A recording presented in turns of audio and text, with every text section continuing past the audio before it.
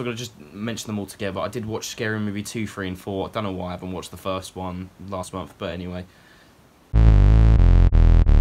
They're not the best films ever made, but still, I get some enjoyment out of them. I like the movie references. I think there's some good funny jokes in there. Say Scary Movie 2 is my favourite. It's always been my favourite. I don't know, I quite like the Exorcist setting, mixed with like the game and just other stuff like that. Yeah, I really like it. I quite like it. And then I just had such a great time watching Scary Movie 3 with Brad. School, where we'd go around each other's and just bang on one of those movies and just have a good laugh and just talk about stuff for the next couple of hours. But yeah, Scary Movie franchise. I do need to pick them up on Blu-ray. I do wonder why Scary Movie 4 is never in the Blu-ray set. It's 1 to 3, and then you just don't see 4 on Blu-ray. Can someone tell me why? I'd like to know. But yeah, it's a Scary Movie franchise. Next is a DiCaprio film I'd actually never heard of before, but my mate Brad was watching it. It's called Body of Lies. Yeah, I've never seen this. It's basically about Leonardo DiCaprio plays this guy who goes behind enemy lines in Afghanistan and stuff like that, and basically is trying to thwart a terrorist plot, basically, who have destroyed they've done terrorist attacks across the world.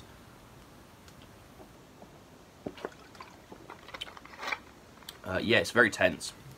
It's very tense all the way through. I think everyone in it is fantastic. It also has Kurt Russell. I think he's FBI boss, and he plays like the weirdest thing. It's probably one of my favourite not Kurt Russell. Who's the guy from Russell Crowe? Is it Russell Crowe? It might be. Yeah, I think it's Russell Crowe. Yeah, he just wasn't playing. I don't know. It's just there's something about it. He was really going for it.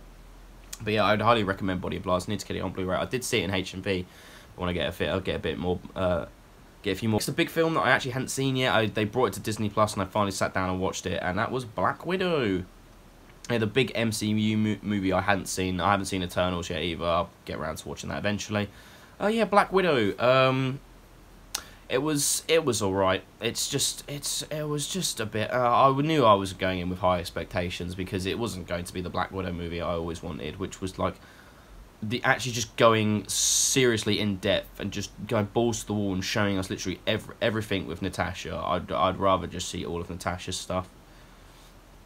But yeah, it's nice to get some closure and stuff like that, but I feel like this film has come far too late. I feel like this should have been before she sacrificed herself in the last Avengers. I just think it's kind of, I don't know, it's just, I feel like it's really... the next set of films, I'm going to just mention them all together. I did watch Scary Movie 2, 3 and 4. I don't know why I haven't watched the first one last month, but anyway. It's because my mate Brad was down and he was watching Scary Movie 3. I've watched it in 3, 2, 4. That's the order I watched it in. But yeah, watching through, I forget how much I enjoy them. Really, they're not the best films ever made, but still, I get some enjoyment out of them. I like the movie references. I think there's some good funny jokes in there. Say Scary Movie 2 is my favourite. It's always been my favourite. I don't know, I quite like the Exorcist, like Poltergeist kind of setting, mixed with like the game and just other stuff like that. Yeah, I really like it. I quite like it. And then I just had such a great time watching Scary Movie 3 with Brad, and then watching Scary Movie 4 on my own was a great laugh. It was just taking me back to those days back in middle school where we'd go around each other's and just bang on one of those movies and just have a good laugh and just talk about stuff for the next couple of hours. But yeah, Scary Movie franchise. I do need to pick them up on Blu-ray. I do wonder why Scary Movie 4 is never in the Blu-ray set. It's 1 to 3, and then you just don't see 4 on Blu-ray. Can someone tell me why? I'd like to know. But yeah, it's a Scary Movie franchise. Next is a DiCaprio film I'd actually never heard of before, but my mate Brad was watching it. It's called Body of Lies. Yeah, I've never seen this. It's basically about Leonardo DiCaprio plays this guy who goes behind enemy lines in Afghanistan and stuff like that, and basically is trying to thwart a terrorist plot, basically, who have destroyed they've done terrorist attacks across the world. Yeah, it's very tense. It's very tense all the way through. I think everyone in it is fantastic. It also has Kurt Russell. I think he's FBI boss, and he plays like the weirdest thing. It's probably one of my favourite not Kurt Russell. Who's the guy from Unhinged? From Gladiator. Big boy, Russell Crowe. Yeah, it was like one of my favourite performances by him, because yeah, he just wasn't playing. I don't know, it's just there's something about it. He was really going for it. But yeah, I'd highly recommend Body of Lies. I need to get it on Blu-ray. I did see it in HMV. I want to get I'll get a bit more. Get get a few more pennies in my wallet, I'll probably pick that up as well. But Body of Lies was really good. I really recommend it, honestly. It's on Netflix. Give it a watch. And the final short that I watched, and we actually watched this at uni, it was directed by Shane Meadows, the guy who does the This Is England films. It's his first big short he did called Small Time. It's a really great film into the life of how it is to just grow up in like a, just to grow up in that sort of environment in the UK. I really like it. There's a lot of characters in it that I feel like I've met throughout my entire life, and it really just I don't know, there was a bit about it that just made me feel like, I don't know, it just really got me in it, just because I feel like I knew characters and people like that in real life that lived up on my estate, so it was nice to be able to be like, yeah, it's nice. Honestly, if you can track down Small Time, it's really good. I don't know if it's on any of, like, if Shane Meadows' stuff is on BFI or anything, because he's funded quite a lot by the BFI, isn't he? So I don't know if if any of his BFI releases have Small Time on it. If someone knows it's got Small Time on it, can you let me know? Because I'd like to pick that up, because I'd like Small Time in my collection. But anyway, yeah, honestly, Small Time by Shane Meadows is incredible. Really good. Really good. So we're going to talk about some of the actual films that I've watched physically. Now, first off, I'm going to mention I did watch the first two of the Essential Monsters box set. So I've watched the original Dracula and the original Frankenstein. I was planning on doing a whole 31 Days of Horror, but I literally got into day 3 and I was like, I can't fucking be bothered to do this. It's the fact that I was just too busy with work and a social life and trying to do YouTube and stuff like that. I just didn't have time to sit and watch, honestly. I did start watching The Mummy. It was just, I just couldn't get into it at the point. I'm not saying it was good, but I just wasn't in the mood to watch it, and I just didn't go back. So, yeah, I'll finish watching this box set eventually. But yeah, Dracula was really good. I really like the atmosphere. But Frankenstein is definitely miles ahead. Like, Universal really hit their stride with Frankenstein. But Dracula has some great set pieces. I think Bela Lugosi does a great job, because he didn't actually know that much English when he was doing this. So I think he does a really good job. His performance, his stare, oh, beautiful. The set design, amazing. The bits where the score actually comes in as well, it's great. I feel like that's something that Frankenstein does more. The use of music and sound is a lot more useful, where it's a lot more silent in Dracula. But Dracula was one of the first films to actually have sound in it, wasn't it? Like, properly talking roles. But yeah, Dracula really good, really set the stone for Universal Horror, and then Frankenstein just took what was great about Dracula and just made it 10 times better. The scenes, I'm going to say with Frankenstein, if David Lynch was not inspired by the original Frankenstein, I think he's lying, just because the scene where they're creating the monster, the flashes, it reminded me of Eraserhead or something you see in Twin Peaks. Honestly, phenomenal scenes. And the scene where Frankenstein accidentally drowns that girl was one of the most heartbreaking things ever, because you can see the fear and sorrow and pain in his eyes, and I think it was, Boris Karloff did a fantastic job as Frankenstein, and Bela Lugosi does a fantastic job as Dracula. But yeah, recommend, honestly, both of them essential horror watches, in my opinion. But yeah, that's the first two of the Essential Monster Collection from Universal. Next is a film that I've done a review for the film, and I've done an unboxing. I mentioned it a load of times, but that is Stanley Kubrick's A Clockwork Orange. I sat and watched this because I wanted to do an actual review and unboxing of the 4K transfer. Yeah, still one of my favourite films of all time. It's in my top 5. I really like it. Transfer is incredible. This collector's edition is incredible, honestly. I really love I pick this up pretty much daily or every other day just to be like, this is such a nice set. But yeah, honestly, the 4 Droogs are incredible. The supporting cast is phenomenal. The acting, no, not the acting. The music is great. The acting's great. The setting's great. The music's great. The cinematography's great. Just everything about this is great. Yeah, it's my Stanley Kubrick masterpiece, in my opinion. It's either this or 2001. No, actually, I way prefer this over 2001. 2001's a phenomenal film, but I way prefer this. It's my favourite Kubrick film. But honestly, pick up the 4K transfer. Looks gorgeous. Great film. Highly recommend A Clockwork Orange. When, as I mentioned, my friend Brad came down. He was staying for a week with us. It was really nice. We got to go to a few parties, got to hang out, and we got to see some films. And we did watch a load of films together. I'm going to mention some of the other ones we watch now. First off is the Clive Barker classic from Arrow Video. We've got Hellraiser. Yeah, honestly, like I said, this is one of my favourite horror films. Yeah, just honestly, it was just really good to rewatch it. I just love, the more I watch it, the more I love it. Fall in love with the score and the thematics of this film. Just Doug Bradley as Pennywise, those lines he gets to deliver are fucking incredible. I love all the other Cenobites, just the setting of the house as well. And what was it? I really love the husband, the actor who plays Thingy, Kirsty's dad. Is it Kirsty? Oh, the guy's called Larry. He's played by Andrew Robinson. I think he does a great job at playing like the bumbling husband, and also when Frank takes him over as well. I think he does a great job. Honestly, I think he's a great part of this. But yeah, honestly, Hellraiser is just, the more I watch it, the more I fall in love with it. This is like probably like the 10th time I've watched it now. So yeah, Hellraiser, still great, still the best in the trilogy box set, but yeah, still incredible. Love Hellraiser. I hadn't watched this film in ages, and I just mentioned it to Brad because we thought we should just watch it for the sake of it. Silent Hill Revelations. First of all, I got this Steelbook for $3.99 brand new in H&B, and that I'll be happy with. Yeah, this film is just, it's so all over the place. What the fuck is happening? There's so much it's so bad compared to the first one. The first one I feel like follows the game quite well, but there's some really cheap stuff in there. Some of it's just all over the place. That scene with the mannequin creature is fucking creepy though. Oh my god. Incredible. Malcolm McDowell's character in this, strange. Jon Snow, I keep the actor who plays Jon Snow is in this. I also forget Sean Bean is in both of these films, honestly. And this was fun, but this is not a good film. It's really not. I really like the first one, but this one is just not that interesting. It's turn your brain off and just enjoy it for what it is. But yeah, honestly, it's just, nah, it's just too much like the first, and yeah, it's not like the first. I don't know. It's this weird thing.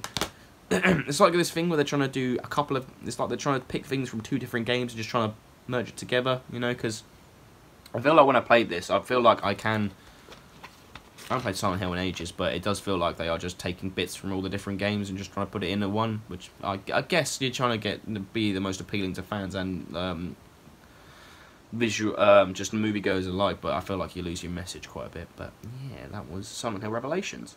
So this is a horror film that I picked up on our video on the sale before the Shocktober one, because I hear a lot of people say this is one of the best horror/thrillers they ever watched, and I watched it, and fuck me, did I agree.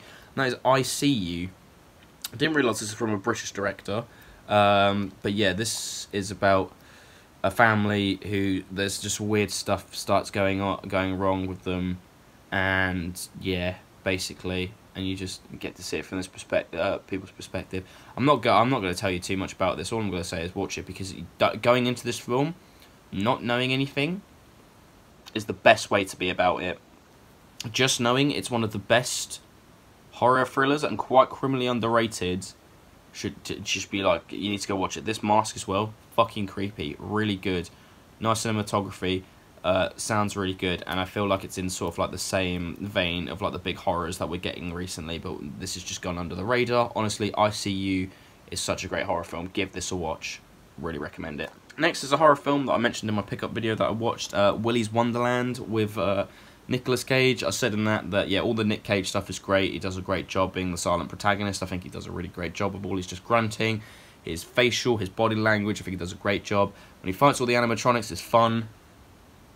The best one is Willy the Weasel. The rest of them are a bit It's just like, it's obviously clear that they're not animatronics. This should have been a short, not a feature, in my opinion. I think this would have made a really good short. But yeah, all the other characters are a bit meh. Watch this just for Nick Cage, honestly, and don't pay full price for it, because it's not worth full price. But that's Willy's Wonderland. It's alright. I'm going to mention a load of films here, which I am doing a review that's coming out in the next, like, 2 days, because I'm just finishing up my notes and recording it. But I did watch all of the Halloween films here. So obviously got Halloween 1, first one. I watched this with, I watched this like twice this month. I watched this with Brad, and then I watched this, the 4K transfer on this.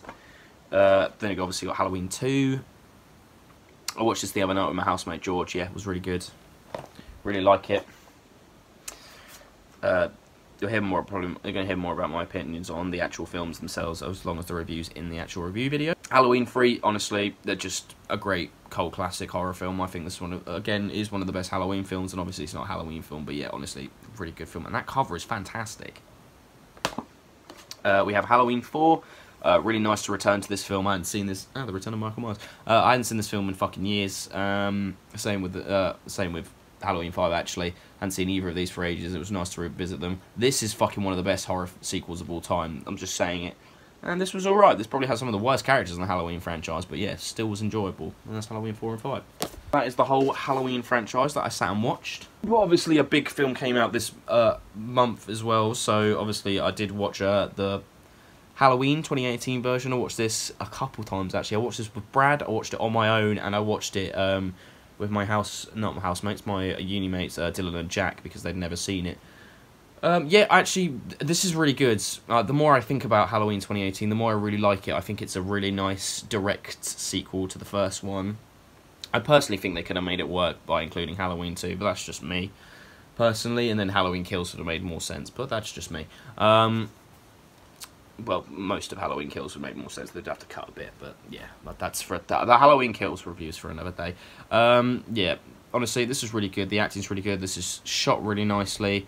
One of my biggest gripes of this film is they show Michael as an old man without a mask on far too much. You can clearly tell what he looks like far too much. But yeah, bit of corny dialogue here and there, bit of over-dramatic kills, but yeah, not too bad of a film if you ask me. I think it's pretty good. And that's Halloween 2018. And on that same night, I show the boys this horror film that I've been talking about for ages, and they had wanted to see it, and that is Upgrade. As you know, I watched this not last month or the month before.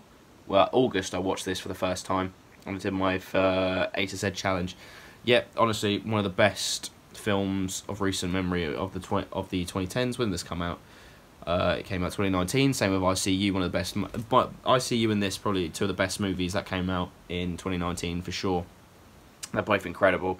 Cinematography's great, score is great, coloring's great, acting's great. It's funny, it's serious, it's dark, and that ending is just, oh, honestly, go watch Upgrade. The transfer that Second Sight did on this is incredible. This cover's incredible. Honestly, pick up Upgrade. It's fantastic.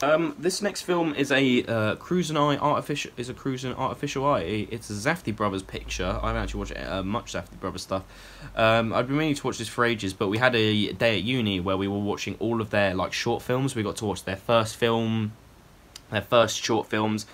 And so, like, there was, like, Gold, and there was the Gold Man versus the Silver Man, which has Adam Sandler in it. We got to watch, I can't remember the titles of them. There was one where a guy was living in an apartment block, and he was just trying to sell off his computer. There was one guy called Lonely Jack or something, and you got to follow his day and follow what he was doing. That was great. But, yeah, literally, this film, our tutor that day never hardly mentioned this film at all, and it kind of bugged me a little bit. So that day, I went home, because I had this Blu-ray for ages. I picked the... We watched Good Time. Yeah, he was mentioning Uncut Gems and all the shorts, but he did not talk about this film quite a lot, and I don't know why. Because yeah, I'm kind of in that ballpark where this might be better than Uncut Gems. I need to watch Uncut Gems again because this was just ridiculous. Uncut Gems was tense. The tension in this was fucking ridiculous. This was just non-stop all the way through. Oh, the Safdie Brothers do a great job. I can't wait to see what their next feature after what's coming next, what the next big one's going to be. Because honestly, the Safdie Brothers do a great job. It's great. Robert Pattinson was great in this. If you want a good Robert Pattinson performance, like big one, don't watch Tenet, watch this. This is so much better, in my opinion. Yeah, Benny does a really good job as playing the brother as well, honestly. And that scene where you get to see what that other guy was up to as well, yeah, great. Honestly, good time. Was a good time. I like the idea. All I was making was good time joke, being like, he's not having a good time. You'll have a good time watching people have a bad time in the Safdie Brothers a good time. That's literally my review of it.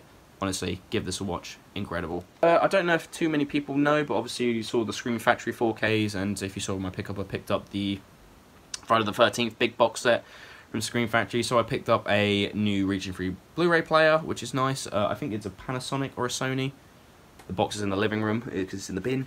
But yeah, so the first film, I had to test it out to see if it worked, so I picked one of the Region A Blu-rays, and for some reason I decided that I was going to watch Friday the 13th of Jason, and I watched Jason X. And this film had been on my mind for quite a while, because obviously I always laughs and says, oh, it's Jason in space, why is Jason get to space?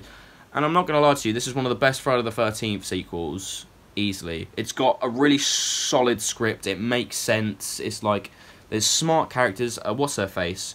One of the best leading women in like one of these films, because she's smart. She's like, in the beginning when all the people get killed, she's like, no, I've got a mission. I've got to make sure this goes through. Like I propped her for that. I propped her for being very smart. Also love how David Cronenberg's in the beginning of that film. But yeah, Jason is so fucking menacing in this film. The old version of Friday the standard version of Jason and Uber Jason both look incredible. The transfer on this looks actually really good as well. Honestly, it was really enjoyed this film, and I think people shit on Jason X just because it's Jason in space. Like, get a grip. I think this is pretty good personally. But yeah, Jason X, very good. Hey, another film that you've seen me review and talk about. I haven't actually. There's a review and unboxing for it, but I picked this up, the Transformers movie, this month.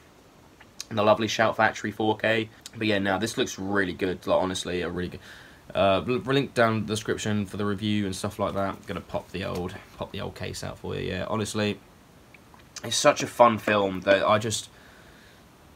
it doesn't stop, it doesn't slow down. It's just go go go. But it's so good. It's really emotional in a lot of places as well, and I think the animation style is fantastic. I love that old 80s, 90s like style of animation. Really reminds me of Evangelion. Well, actually, Evangelion reminds me more of this, actually, I should say, because this was first. But yeah, this was really good. The voice acting is incredible. Honestly, just everything about this is really good. If you haven't seen the original Transformers movie, this is so much better than the Michael Bay ones, in my opinion. And you will see a lot of stuff that you see in those 5 films in this. Also, Hot Rod doesn't have a French accent. What the fuck was Michael Bay on about?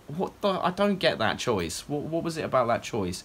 It wasn't even a good French accent. It was literally the most stereotypical shit I've ever heard in my life. Oh, Michael Bay does not do Transformers justice. Nah, yeah, honestly, go give this a watch. Really good, really enjoyable movie. Unicron, fantastic villain. Next, I watched this because obviously the new one's come out this month. I rewatched this. I showed this to my mate Jack, who had never seen the original, and that is David Lynch's Dune. Yeah, I really like this film. People shit on this film. I know Lynch doesn't like this film either. I think there's quite a lot of good elements to this personally. I don't know why. It's slow for people, but for me, I really enjoyed it. Well, I say it's slow, but the second time I viewed it, it went a lot faster. I was enjoying it a hell of a lot more. Honestly, this was really fun. I do like some of the stuff I do. I'm glad there's not in the new one. Is like in everyone's voiceovers and stuff like that.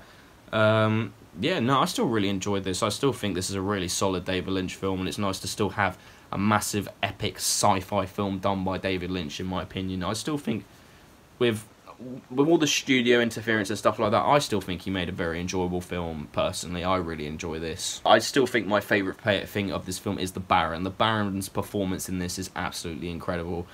So that bit at the end, when we get to the bit where Kyle MacLachlan and Sting fight, and the way he's just always going, "I will kill him!" I'm just like, well, do it then. You keep fucking saying it, and then he just dies. Oh, so funny. But yeah, that is David Lynch's Dune. Again, the 4K transfer is really nice on this. They did a great job. Arrow, great job. Another Arrow title, actually. I was sort of in the mood for a documentary style, so I decided to watch this. This is actually a recommendation from Leon Talks Films. Hi, Leon, if you're watching. I remember him picking this up, and because the way he was describing the who was in it, I was like, fuck, I need to pick this up, and I watched it, and that is Clapboard Jungle. So this follows the director, what's his name? Justin McConnell? It's basically him trying to get a feature made, basically trying to get his films off the ground, and is followed with loads of interviews from people. Yeah, there's so many great interviews from like Sid Haig, Del Toro, Tom Savini, George Romero. I don't know his name, but I know he's in Small Soldiers and in Gremlins. Love him as well. Fucking what is it? The guy from Troma, who owns Troma, the guy who does all the special effects. It's a good mix of people behind the camera, in front of the camera, different levels, different job roles. Honestly, this is really good. Because I'm obviously a film student. You want to make films and stuff like that. You do lose your passion for film quite easily sometimes. But this really, it shows how hard it was to get into the industry and get a feature made. But at the same time, it really motivated me to want to do more creative stuff, if that makes sense. But yeah, honestly, Clapboard Jungle is one of the best Arrow releases of the year, for sure. Definitely give this a watch. It's a fantastic documentary on this. Also, this release has 13 of his short films on this. 13. It's a packed release. It's a lovely cover as well. We got 3 final physical copies here before I talk about the 2 cinemas things that I've seen, because I've been talking for 30 minutes. We got Tom Cruise and War of the Worlds. Obviously, I watched Scary Movie 4, and there's a lot of it focuses quite a lot on War of the Worlds. This film is incredible. I forgot how good this is. This film is just tension after tension. It just doesn't stop. It really doesn't stop. The one quote I have with this film is mainly that young kid when he just runs away to join the army. It's the stupidest bit in the movie. Just, but yeah, the rest of it is really good. Like the way he just he's a shit dad to begin with, but then he just goes into full survival mode because that's just all he does. I do like that. The scene where they're driving down the highway and she's having that anxiety attack and the brother and the sister do that, that's one of my favourite bits of the film. It really felt like it was a brother and sister connection, and he was really trying his hardest to make sure that she was alright. Yeah, this was really good. The CGI looks really good. The transfer in some bits looks really good, but doesn't, because it's that thing where loads of shots are overexposed, aren't they, for that really gritty, grainy look. Same with Spielberg in Saving Private Ryan. I feel like this has the same sort of transfer problem, but this looks better just because it's not so grey and grainy. But yeah, honestly, still War of the Worlds, fantastic film. Really glad to have it in my collection. Next is another 4K that I watched. I picked up this month as well, in the month of October, because I want to go see the sequel that's out in cinema. That is Venom. Yeah, surprisingly, I enjoy this a lot more. First time I tried to watch the first 15 minutes and thought, this is shit, I'm turning it off. Once I got past the first 15 minutes, I was like, it's alright. Once you get to Tom with Venom, that's when it's interesting. When these two get to interact with each other and do stuff, that's when it's interesting and funny and stuff like that. The ending is just literally B-Tech. It's just a B-Tech symbiote that I've never heard of. This is why it's hard to do a Venom film without Spider-Man, you know? They should have done the Spider... I don't know. But yeah, I still enjoyed this. It's still not the best film I've ever seen, but yeah, it's enjoyable. It's switch your brain off popcorn entertainment. But yeah, that is Venom. Transfer looked really good as well. Transfer looked really good. I do want to see Let There Be Carnage. And finally, I watched... We were just sat at home and we're in the mood for a bit of a short, simple comedy film. So I'd never actually seen this film. But I've got the double pack here, because I picked it up last month, before October, in September, and that is Ace Ventura: Pet Detective. Yep, never seen it. It's one of those big 90 films I never saw. My God, is it funny. It might be my favourite Jim Carrey performance. He's having sex with Courtney Cox and that bird is doing its headbutt. Like, I was just in pieces. I couldn't stop. That bird's just... I don't know why. It was the way it was like that. It's just like, oh my God, it was so funny. And the bit at the end when they're doing the whole reveal, Jesus Christ. No, but Pet Detective is really good. It was really funny. It just, yeah, honestly, really good. Oh, it's really nice to have this Arrow Films double pack. It's nice to have them both together. But yeah, honestly, Ace Ventura was a really fun comedy, and I really enjoyed it. Really good. Can't wait to watch the second one soon. And finally, the final two films that I've seen this month are both cinema releases. So the two big releases have been Dune and Halloween Kills. Dune I did really enjoy. I think it did a lot of great... I think the pacing of it is really well done. It looks gorgeous. There's some gripes I have with it. Like, I don't know why they've cut out certain characters. Like, I don't know why cutting out all the Emperor stuff is necessary, like not seeing the Emperor but then having his plan be revealed. I don't know. I feel like, yeah, not a fan of Bill Skarsgård as the Baron. Really not a fan. I much prefer the Baron from David Lynch's one. I just think, I don't know, I believe more in line. I think it's because I have this idea of what Jodorowsky was going to do with Dune, and like the idea when he was describing how the Baron is in the book, it kind of reminded me more of the Lynch one than it did the this new one. But this new one was really good. I really enjoyed it. I think it did lose me about 2 hours and 10 in. I was being a bit like, can we wrap this up a bit now? It's just a bit yeah, but no, overall, with when they land on Arrakis and all the stuff with the sacred trees, and I like how Duncan is a lot more like, because in the Lynch one he's so forgettable, but then Jason Momoa brings such a greatness to the role, in my opinion. And it's like, I remember I saw Architects this week in Brighton, and I was with my mate Tyler, and he was talking to me more about Duncan's character, and hopefully we get to see more about that. But honestly, Dune was really good. It did feel quite, like, shot-wise, it did feel very Arrival and very Blade Runner 2049 in a lot of places. Well, it's understandable when you've got the director who worked on both of those, and the cinematographer, and Deakins was cinematographer on Blade Runner and this, so you're going to see some stuff. But overall, yeah, I did really enjoy it. I did really enjoy it. Also, I like how what's her face. She literally just got a paycheck for being in barely any of the film. Like, she's just flashbacks. Get that money. And finally, Halloween Kills. I have far too much to say on this film. That it's just, I'm not gonna, it's like, there's too much I have to say on this film, and I don't think the rest of this video is going to be enough for it. I'm going to do a separate review eventually for it. I did go to the cinema and see it 3 times this month, though, because I really wanted to make sure what my opinions were of this film, because I didn't watch any of the trailers. I knew, like, literally, as soon as the big first theatrical one dropped, everyone was like, there's so many spoilers in it. I'm not watching it. I'm just not going to watch it.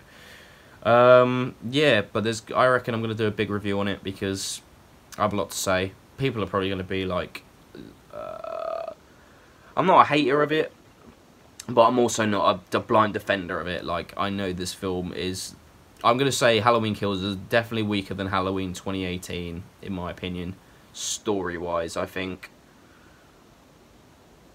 I don't know. Like I said, not gonna, yeah, but it's just too much. It's just, it's going all around in my head right now, and it's just kind of, I want to write down my thoughts coherently and to have a proper talk about it, because, yeah, a lot to unpack from Halloween Kills, in my opinion, for me. Yeah, as Halloween's it's my favourite franchise, so it's obviously this big bit. Yes. And also, I'm going to mention here, I did watch the Doctor Who Halloween Flux, like the Doctor Who Flux, the Halloween Apocalypse. Yeah, really enjoyable, actually. I think Chris Chibnall has stepped in the right direction with his writing. The beginning, there's far too much info dumping. Like, it's definitely a problem with Chibnall's writing. It's tell, don't show. It's really annoying. Obviously, it's show, don't tell, not tell, don't show.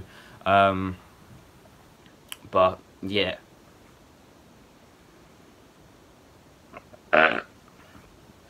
Just, yeah, and the dog creature, I wish they gave him a different voice, because his accent clashing with Dan's just makes it seem like 2 people that are, like, from different villages, but are mates still, like, you know, I don't know.